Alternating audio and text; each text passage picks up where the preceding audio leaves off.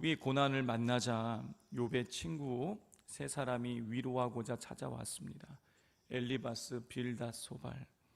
자, 그런데 엘리바스, 빌닷, 소발은 욥을 찾아왔을 때에 성경을 보면 일주일 동안 아무 말도 하지 못합니다. 왜 그러냐? 너무 기가 찬 거예요. 그 고난이 너무너무 끔찍하고 심하다 보니 감히 어떤 말로도 위로를 해줄 수가 없었던 것이죠. 자, 그러다가 이 엘리바스와 빌닷이 욥에 대해서, 욥이 겪는 고난에 대해서 욥을 정죄하죠. 뭐라고 정죄합니까? 이 욥이 네가 겪는 고난은 다 너의 죄 때문에 일어난 일이다. 그러니 너 회개해라. 이렇게 인과응보적인 관점에서 욥을 정죄하고 그리고 욥을 매도했습니다. 자, 그때마다 엘리바스와 또 빌닷이 차례대로 욥을 그렇게 인과응보적인 관점에서 정죄하고 매도할 때에 욥은 항변했죠. 내가 겪는 고난이 나의 죄 때문에 일어난 것이 아니다 라고 항변을 했습니다. 자, 그러자 이제는 세 번째로 소발이라는 이 친구가 욥의 주장이 정말 말 같지도 않다. 너 욥 너무 교만하다, 오만하다고 하면서 욥을 정죄하기 시작합니다. 소발은 말합니다. 욥에게 내린 벌이 욥의 죄보다 가볍다. 정말 이 가슴에 이 상처도 이런 상처가 없는 것이죠. 이 욥이 그렇게 나는 죄 때문에 내가 이런 것을 겪는 것이 아니라고 항변을 했음에도 불구하고 소발이 하는 말이 네가 당하는 고난은 네가 지은 죄보다 훨씬 값다. 자, 그리고 이 욥이 죄가 없다고 지금 항변을 하고 있는데 하나님은 모든 사람의 죄를 명백히 알고 있다. 무슨 얘기입니까? 거짓말하지 말라라는 거예요. 하나님이 괜히 너에게 이런 징계를 내리시는 것이 아니다. 너의 죄 때문에 그런 거다. 또 소발은 말합니다. 욥이 할 일은 원통한 마음으로 하나님 앞에 자기의 이 원통함을 호소하는 것이 아니라 겸손한 마음으로 회개해야 된다. 자, 그리고 욥이 그렇게 이 회개할 때에 이 괴로움이 지나가고 밝은 날이 오게 될 것이다 하면서 이 소발 역시도 앞선 엘리바스와 빌닷과 똑같이 인과응보적인 관점에서 욥을 정죄했습니다. 자, 오늘 본문에는 이 소발의 이 정죄와 책망을 들은 것에 대한 욥의 항변이 나옵니다. 자, 우리 2절과 3절을 같이 읽겠습니다.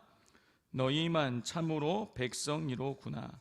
너희가 죽으면 지혜도 죽겠구나. 나도 너희같이 생각이 있어 너희만 못하지 아니하니 그 같은 일을 누가 알지 못하겠느냐. 욥은 말합니다.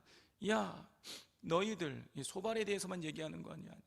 엘리바스, 빌닷, 소발 세 사람에 대해서 너희가 죽으면 지혜가 죽겠구나. 너희가 하는 말 들어보니까 너희가 죽으면 지혜가 죽겠구나. 무슨 얘기입니까? 너희들 참 똑똑하다. 너희 스스로 지금 똑똑하다 그러는데 야, 진짜 너희가 죽으면 지혜가 죽겠구나. 누가 너희만 하지 못하냐? 그 같은 일을 누가 모르겠느냐? 욥도 안다라는 것이죠. 하나님이 죄에 대해서 심판하시는 분이라는 거 그거 나도 안다. 내가 모르지 않다. 너희만 아는 게 아니다. 사람들이 다 알고 있다. 그런 뜻입니다. 자, 그런데 욥이 또 이런 말을 이어갑니다. 우리 4절부터 6절까지를 교독하겠습니다. 하나님께 불러 아뢰어 들으심을 입은 내가 이웃에게 웃음거리가 되었으니 의롭고 온전한 자라가 조롱거리가 되었구나.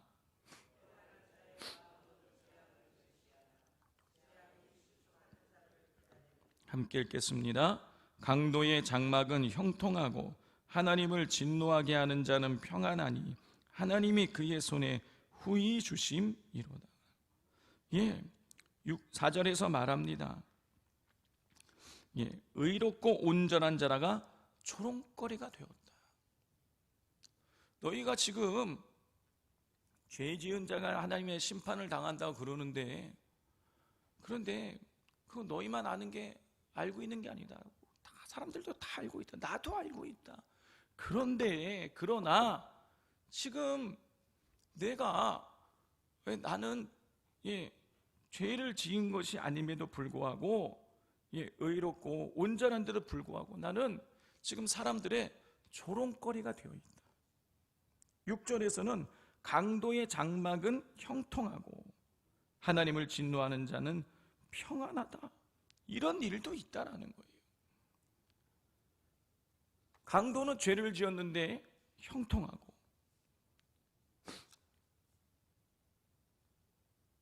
그리고 하나님을 진노하게 하는 자는 평안하는 그런 일들이 일어나고 있다라는 것입니다.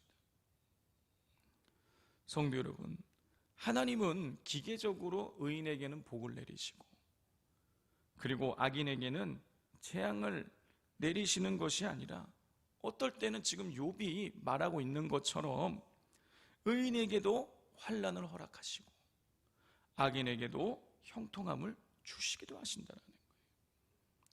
사람은 하나님의 섭리를 다 이해할 수가 없습니다. 우리가 구약 성경을 읽어보면, 남북 이스라엘의 역사를 읽어보면 영적으로 가장 타락했을 때가 언제냐? 북이스라엘의 오므리 왕조 때예요. 자, 그 오므리, 아합, 아하시아 이럴 때가 진짜 영적으로 타락했을 때입니다. 그런데 학자들이 이 역사의 유물을 발견해보고 해봤을 때는요, 언제가 가장 경제적으로 부흥했을 때냐? 바로 그 오므리 왕조 때 가장 부흥했다라는 거예요. 우상을 그렇게 극심하게 섬길 때에 경제적으로는 그 오므리 왕조 때에 가장 번성했다라는 것이죠. 욥의 말대로 강도의 장막이 형통하고 하나님을 진노하는 자가 평안할 때도 있다라는 겁니다. 반면에 하나님을 열심히 믿는 자들이 이 세상에서 어려움을 겪는 순간들도 있다라는 거예요. 우리는 그것을, 하나님의 섭리를 다 알 수 없어요. 그거를 그냥 단순히 도식화해서 저 사람이 어려움을 겪는 이유는 무언가 죄가 있기 때문이다라고 이렇게 단순한 논리로 우리가 정죄할 수 없다라는 것입니다. 자, 그런데 우리는 하나님의 크신 뜻을 다 이해할 수 없어서 때로는 의인도 고난을 당하고 악인도 형통할 때가 있지만, 그러나 한 가지 확실한 것은 있다라는 것입니다. 그건 무엇이냐면 악인의 형통은 일시적이고 의인의 고난이 영원하지 않다라는 것입니다. 종국에는 하나님께서 하나님의 공의로 다스리신다라는 것이죠. 하나님의 공의로 심판하신다라는 것입니다. 그러므로 우리는 악인의 형통을 부러워할 필요가 없고, 의인이 고난당을 당한다고 해서 좌절하거나 부끄러워할 필요가 없는 것입니다. 왜냐하면 천국에는 하나님의 뜻을 이루실 것이기 때문인 것이에요. 하나님께서는 악인들에게 결국에는 그들을 의로 심판하시고, 의인이 지금 고난당하고 있지만 결국에는 높이시는 것이죠. 하나님께서는요, 의로운 자들을 시험하실 때가 있어요. 환난을 주실 때가 있습니다. 그런데 그것은 망하라고 하시는 것이 아니라 성장시키고, 그리고 더 성숙시키고, 그리고 하나님께로 더 가까이 나오도록 만드는 그런 통로가 되고, 그 하나님의 복을 향해 나아가는 디딤돌이 되는 것이죠. 그러므로 우리는 날마다 하나님의 선하신 하나님을 신뢰하면서 모든 어려움 속에서도 여호와를 앙망하고 부르짖는 주님의 백성들이 되어야 하겠습니다. 이 시간 우리 같이 기도하기를 원합니다. 이 시간 기도할 때 하나님, 우리는 하나님의 뜻을 다 헤아릴 수 없습니다. 하나님께서 행하시는 일들을 다 이해할 수 없습니다. 하나님, 그러나 우리가 하나님을 신뢰합니다. 하나님은 반드시 의로운 자에게 복을 내리시고 의로운 자들을 높이시며 여호와를 찾고 구하는 자에게 반드시 복을 내리신다라는 이 사실을 믿고 하나님을 앙망하겠노라고, 하나님을 끝까지 의뢰하고 신뢰하겠노라고 우리 기도하실 수 있기를 바라고, 또 수능 수험생들을 위하여서, 또 우리 산돌교회의 우리 비전센터를 통해서 하나님의 뜻이 온전히 드러나고, 지금 어려움이 있지만 우리가 이것을 반드시 선을 이루실 것임을 기대하면서 하나님 비전센터를 통하여 하나님의 뜻하신 바가, 은혜와 복이 흘러내리게 해달라고 또 기도해 주시고, 금요 기도회를 통해서 놀라운 영적인 부흥이 우리 산돌교회 안에 일어나게 해달라고 이 시간 주여 삼창하고 부르짖겠습니다. 주여, 주여, 주여.